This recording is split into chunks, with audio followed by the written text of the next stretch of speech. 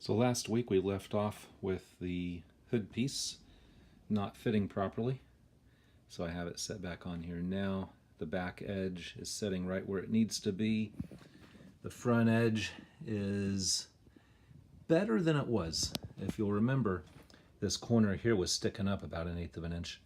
Now that corner is right where it needs to be, but that curve is just not quite the right shape, but at least that I can work with.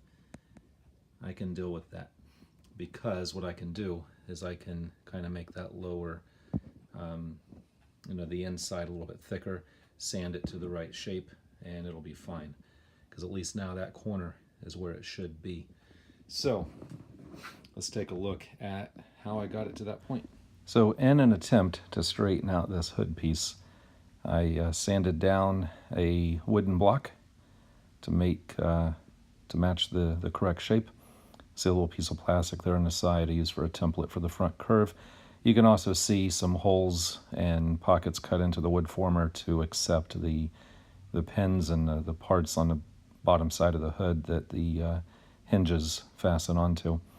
And you can also see where there's a little bit of filler on one side. I got a little carried away on the belt sander, but that won't affect it at all. So here you can see the fender sitting on the wood block and the curve not quite fitting very well. So the next step here is to clamp the back edge down, heat it up with a heat gun, and kind of press it into shape. I don't want to get too carried away with the heat gun, so I want to make sure. I used the heat gun that came with my soldering station. That way I can turn the temperature down a bit, and that way I won't, or hopefully shouldn't, overheat it and completely destroy it. So we've got it all clamped down, heated, bent down, and you can see that front edge. I did get a little too hot with the heat gun, but that front edge is fixable. I can fill that in, sand it back smooth. But at least I got the corner down to where it should be, and it should set better on the when it's put on the car. All right, so I've got the one hood part here clamped up from yesterday, glued it on a stiffener piece. This was a aluminum U-channel, kind of a U-channel, half a box channel, and I cut it down. It was about 1/2 inch in any direction. So I cut a piece out. This one still needs to be filed and sanded. You can kind of see the line here. This one's not done yet, but you can see the line here. I'll file and sand it too. That'll give it about 1/4 inch this way and about 1/8 of an inch that way. So this one's not done yet. This one, I got bonded on. Like I said, I glued that on last night. This is just a steel bar to give it some support, and I've got a fairly hefty chunk of aluminum here to help keep everything flat and straight. So take the clamps off and we'll see how it came out. Hopefully I didn't screw it up. So again, that piece should just come right off. It was just a square steel bar. Again, that sat higher than that ridge here, which gave the clamp something solid to hold on to.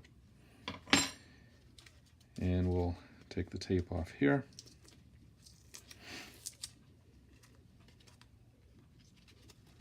Maybe.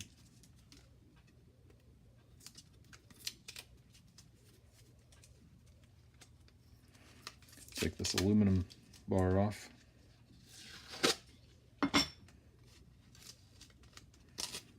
And what I'll probably have to do is go in and kind of cut in that edge a little bit so that all the tape can come off. Maybe not. That actually wasn't too bad.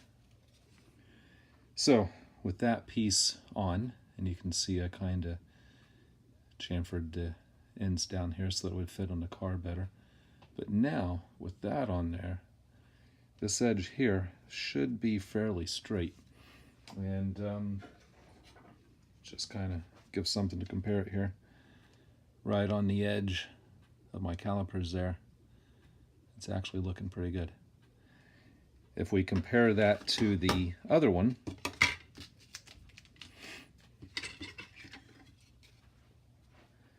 how well you can see that curve. It's kind of a, we'll do the same thing here. So if we put it on there, you can kind of see it's bowed down quite a bit in the middle.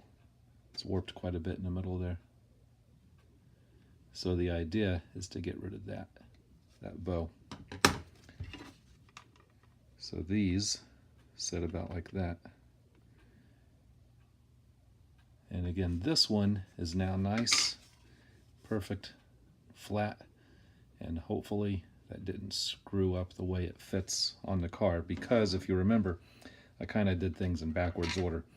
I made this block to put that on and heat it and form it around to give the curve. And I was hoping that would have taken the bow out, but it actually made it a little bit worse. So hopefully by bonding this piece on, which, by the way, you know, these open up this way, and then the side pieces come in that way. Once that's painted flat black and on the car, you'll never see that. Right? That'll never be visible again. But hopefully that doesn't really screw up the fit on the car. Let me just put it on here real quick and we'll see how it is. And let me move the camera over there so you can see it. There's the back edge, looking fairly good. Front edge still looks fairly good. I think that was a success. Now the curve on the front still isn't perfect, but I'm talking about this curve right here. I've been working on sanding that smoother, but that's what filler is for. I may build up this edge here a little bit, and so I have a little bit to fill here. You might remember that's where I overheated it with the heat gun, so I've been working that down. By the way, you can see where I filled it in here, and that's just tape that didn't quite make it off yet. I'll get that later. But the filler, what I did, you take a bottle of this Plastruct Bondine. It's a styrene and ABS solvent.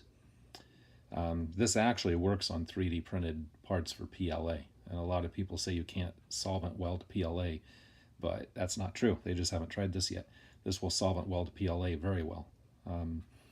But you take some of this, and you take some scrap plastic material from like an old, the tree that this came off of, cut it up, take an empty bottle, and you just put a bunch of that plastic in here with some of this and shake it up and let it set, and you have a filler material that's the same as your base material. And that's pretty much what I did to fill my mess up in right here, and that works pretty well. So anyways, the next step here is to do the same thing with this side. Again, finishing up this. It's still long and not looking too good, but finish up this one, and then I'll go ahead probably and bond in the hinge. And the hinge I seem to have misplaced somewhere. I don't know. We'll see it later. It's around here somewhere in all my mess.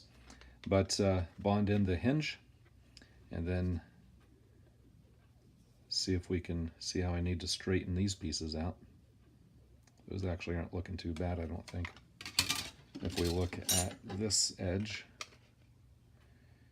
that's actually not too bad. That's better than I expected. So that might be livable. And then see how it all fits on the car. And then once it's all fitted and looking all right, then sand everything down, prime it, and it'll be ready for final paint with the rest of the car. So anyways, I think as far as the different parts video-wise for this build, just like I kind of said I was done with the fender pieces.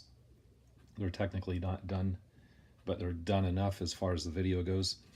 For this, the next time I come back to this, these hood pieces will probably be all finished, and I'll just kind of show you what they look like, and if I ran into any difficulties, then I'll make recordings of that.